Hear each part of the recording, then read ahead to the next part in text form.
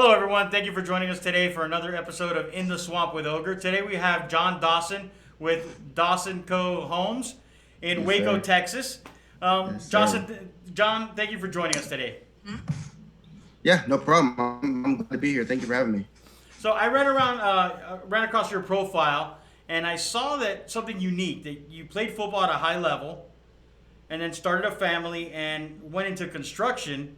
And since construction and renovation is kind of what we do in real estate, I was like, oh, you know what? I need to talk to John. So give us a Yeah. little story of what kind of how you got into this.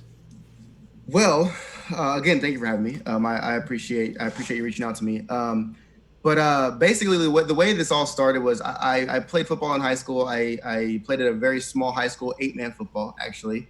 Out of there, I had an offer to go, like a partial offer to go play at Azusa Pacific in California, in LA area, and didn't take it because I wanted to do music at the time. So I went and did music for about 2 years. Did pretty well with it, but just the lifestyle was really dark. A lot of being fake. You couldn't be who you wanted. So then after that, I actually got into construction, work construction for about a year, and then just felt like I was too young to be working that hard of a 9 to 5.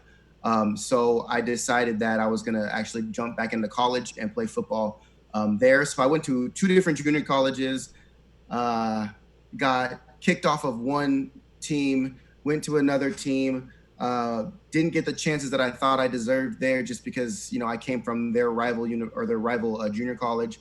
But eventually I shot my film around and got a university to take a chance on me. So then I went to a university and ended up doing very well, breaking a lot of records, getting a lot of achievements there. And then I started to get traction with NFL agents, as well as CFL agents, and everything was great. And then my senior year, I tore my ab. I blew out my other shoulder. I blew my first shoulder out in junior college, blew out my second shoulder, and then I tried to go perform at my combine and pro days with a torn ab and a blown out shoulder. Oh And wow, that must be tough. yeah, it was one of the most difficult things to do, to train with those injuries, because you don't have that. No one cares about. They don't give you time to heal. You have your date set, regardless of what your body's condition is. You have to go. So I gave it 100% of everything that I had. Nothing panned out. I sat around for probably about 6 months, as my wife went to work at the job that she had. I sat around for 6 months, rehabbing, as well as just waiting for someone to call. And once that third or fourth month hit, I was just sitting there like, I don't want to live a life where I'm sitting around waiting for someone to offer me an opportunity.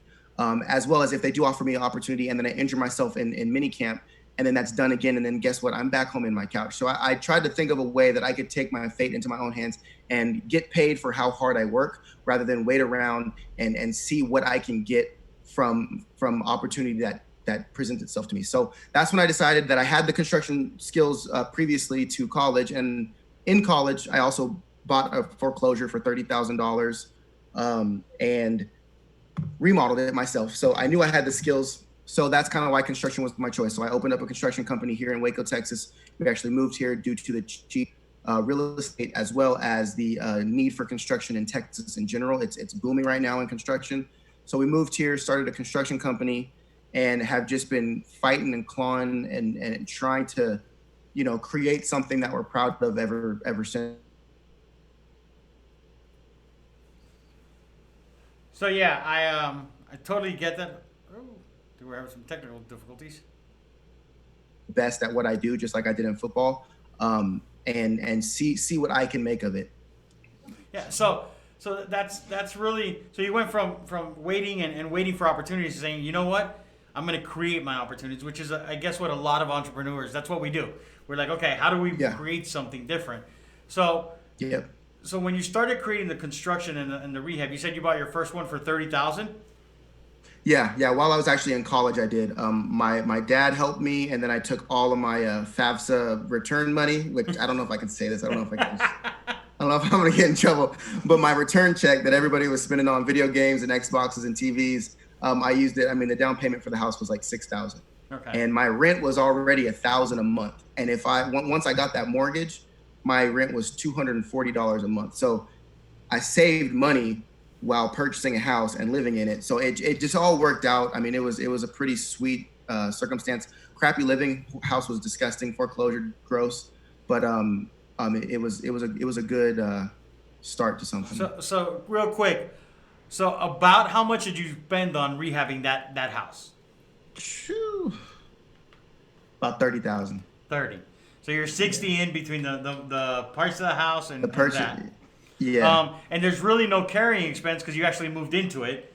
So Because I that was moved. your It living. was, yeah, it was my living. It was basically saving me money by living in it. Right. So it was, yeah, it was, the carrying costs were pretty much zero. And if you don't mind me asking, how much did you sell it for? 135. I'm sure Yeah. everybody would love to do deals like that. I know, right?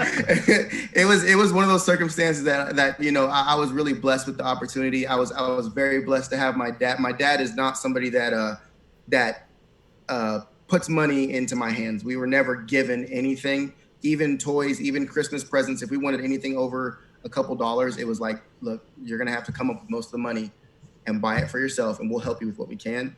So the fact that he helped me with that was huge, and it really did give me that self worth of like, okay, you know, let's run with this and do anything we can to not fail. Which is kind of the old school approach to raising your kids. You know, earn everything you get, and you'll appreciate it more. So, Yep. and that's great. I love that. That's the way I was raised. So I totally get that concept. You have to work for everything you get. That was your first one during your second run at college. Yeah. Because the first one was a music run. The second one is when you kind of went into the two junior colleges. Yeah. So that was your very first flip. How many have you done since then, if you know? I've done only what, four full Four. flips, four, because when we first moved here, that's when we did the other ones, but then our capital was starting to get drained because we were starting to do Airbnbs. So our like the BRRRR strategy that we were doing wasn't working as well because Airbnbs, the income is not a guaranteed contract income. So we currently have an Airbnb in town, and then we have two Airbnbs on property out in more rural Texas, and then we're just doing work for other people now because that's less capital that we need to put down in the beginning. But we want to do more. I mean, I'm still young, so I'm looking to start bringing in more capital so that I can actually reach out there and do more, as well as expand the construction company so we can do the work ourselves on all of them and save money on that aspect.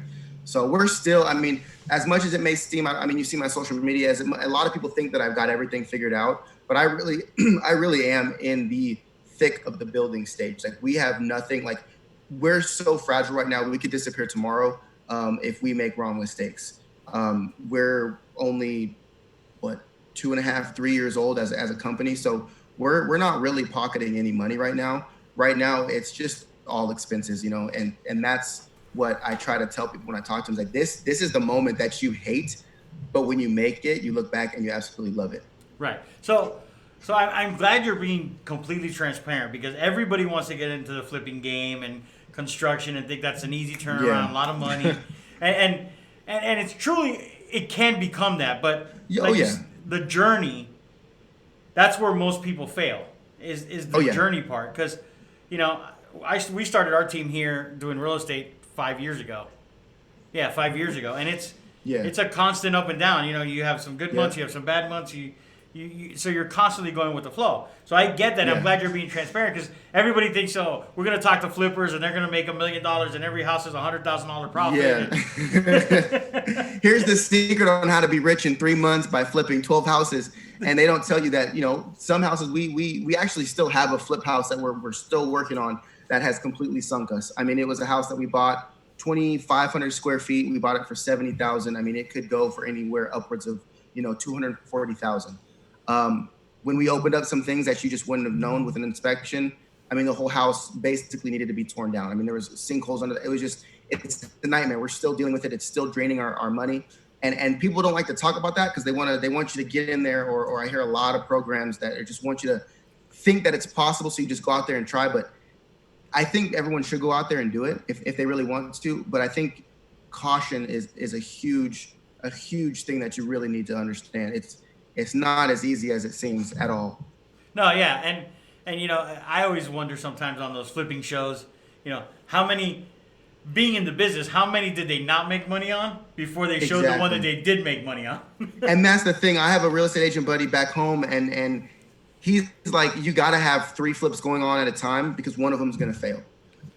But as long as you're doing the other 2 right, then that takes care of your errors on the third one. So when you're doing one, like I'm only able to do 1 at a time, although we're doing 3 right now. But like when you're only doing 1 at a time, it's 100% go, and your profit isn't going to be there until you're done. So people think, oh, I'm going to flip a house. Like you have however long it takes you, 30 days, 2-3 months.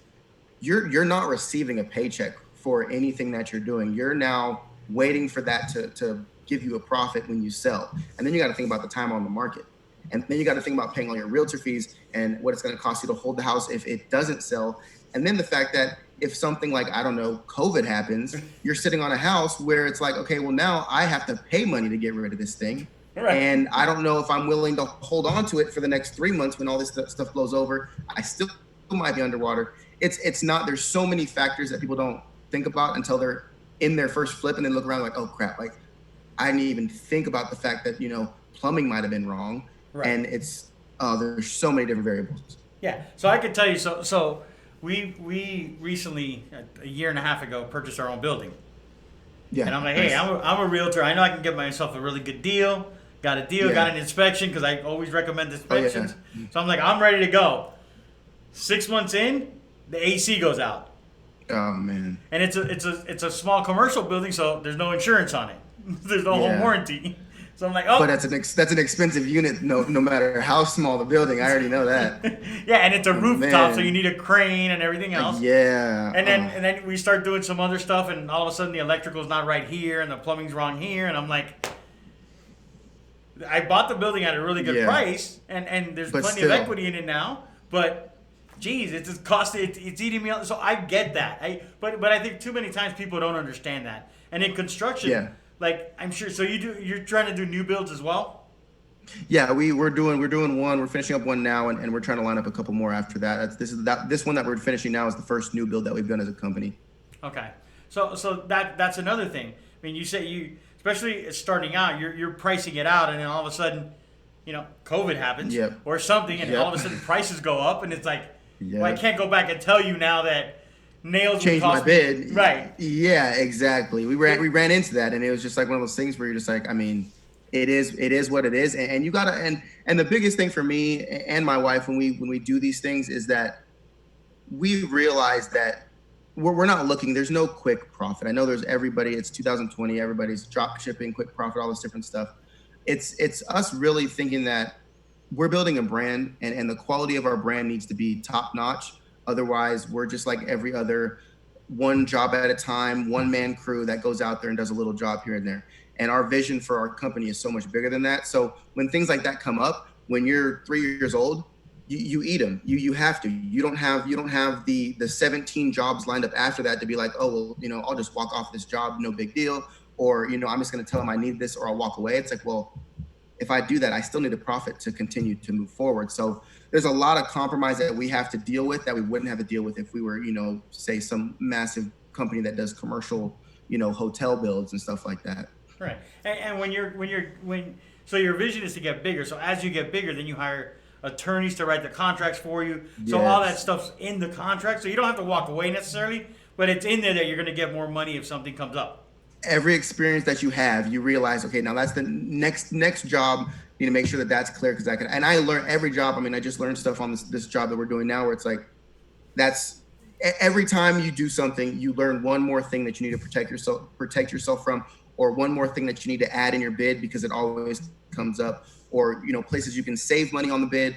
And it's just, it's a constant learning process as well as just, I mean, man, like, just learning and working and realizing that you work harder than you'll ever make money for. A lot of people are like, I want to start my own business so I can spend time with my family.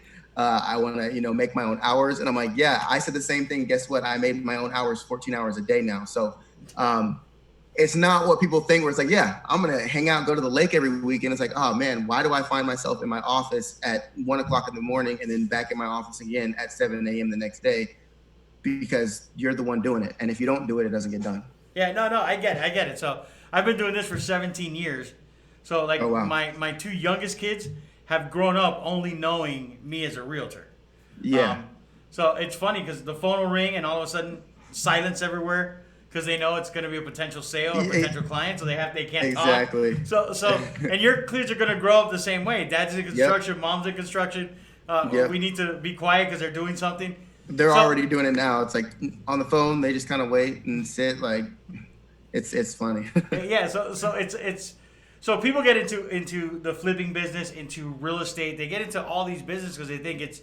I always tell when I talk to new agents, I tell them the same thing, and new people that want to get into flipping for the first time. It's you think it's fast, easy money.